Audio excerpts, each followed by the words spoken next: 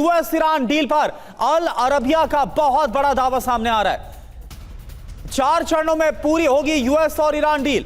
US Iran के बीच अंतरिम समझौते का फ्रेमवर्क तय कर लिया गया है। एक चरण दूसरे चरण को लागू करने में मदद करेगा, यानी कि एक ही बारी में तमाम जो शर्तें हैं उस पर बात नहीं होगी।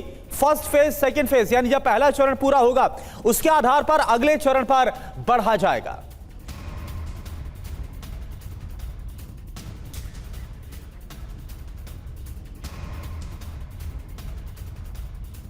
तो 4 चरणों में पूरी होगी यह डील। जो खबर आ रही है ईरान और अमेरिका के बीच, पहला चरण में क्या होगा?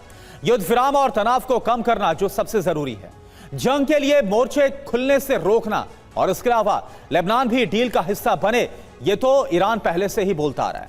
अब दूसरे चरण में क्या होगा?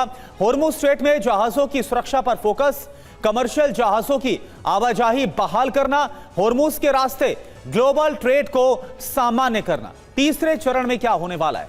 ईरान को प्रतिबंधों में आंशिक तौर पर ढील दी जाएगी, जो ईरान बोलता भी आ रहा है। फ्री संपत्ति का कुछ हिस्सा, पूरा नहीं बल्कि कुछ हिस्सा जारी हो सकता है। ईरान को तेल निर्यात में ढील भी दी जा सकती है। और अब बात फोर्थ फेज की करते हैं। चौथे चरण में क्या होगा? ईरान के परमाणु कार्यक्रम पर चर्चा की जाएगी। संवर्धित यूरेनियम पर रास्ता निकालने की कोशिश है। चौथा चरण सबसे ज्यादा कठिन, लंबी बातचीत यहां पर संभव है।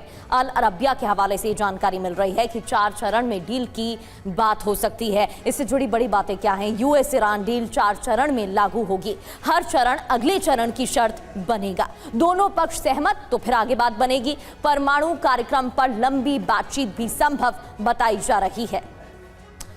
और देखिए, अब हमारे साथ मनीषा, हमारे संवाददाता भी जुड़ चुके हैं। मनीष, एक बात बताइए, ये तो पूरी दुनिया चाहती है और ये बहुत अच्छा होगा अगर डील हो जाती है, शांति हो जाती है, स्ट्रेट ऑफ हॉर्मुज खुल जाता है, लेकिन आसार कितने बनते हुए नजर आ रहे? क्योंकि पेश तो वही है ना, यूरेनियम वाला है। पहले जो स्ट्रेट ऑफ हॉर्मुज है उसका ब्लॉकहेड अमेरिका हटा दे, उसके बाद ही आगे कोई बात बन पाएगी। और ये 4 चरणों की बात क्या है, इसमें भी ऐसा लग रहा है कि वो जो ट्रस्ट फैक्टर है वो उसकी भारी कमी है। यानी कि पहले देख लिया जाए कि पहले चरण में कुछ हो पाता तब आगे बढ़ेंगे, फिर आगे बढ़ेंगे। क्या आसार आपको नजर आ रहा है?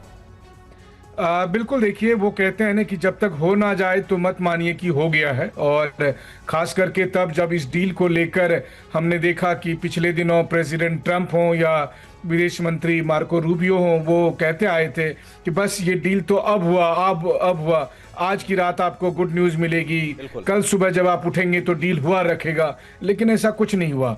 और इस वक्त अगर आप किसी अरबी मीडिया ऑर्गेनाइजेशन के हवाले से ये खबर आ रही है तो भी आप इसको इसी रूप में देखिए कि अब डील की गुंजाइश और अधिक खत्म हो गई है। बल्कि मसला तो यहाँ तक आ गया है कि जिस तरीके से ईरान अमेरिका के जहाज़ों पर अटैक कर रहा है, क्या होगा अगर अमेरिकी सैनिक मारे गए तो, जिसके बारे में कहा जा रहा है कि प्रेसिडेंट ट्रंप ने भी ये कहा कि अगर अमेरिकी सैनिक मारे गए तो फिर वो रेड लाइन मेरी जो है वो खत्म हो जाएगी और सीज फायर में तोड़ दूंगा। तो आज की तारीख में हालत ये है कि ईरान अपने किसी भी शर्त को लेकर कुछ भी नेगोशिएशन करने को तैयार नहीं है।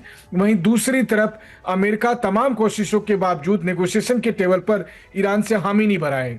ये जो खबर दी गई है अमेरिकन अरबी मीडिया के द्वारा, इसमें अब तो बस डील की बात छोड़िए, बल्कि डील करना है इसके लिए भी कई स्टेप बता दिए गए।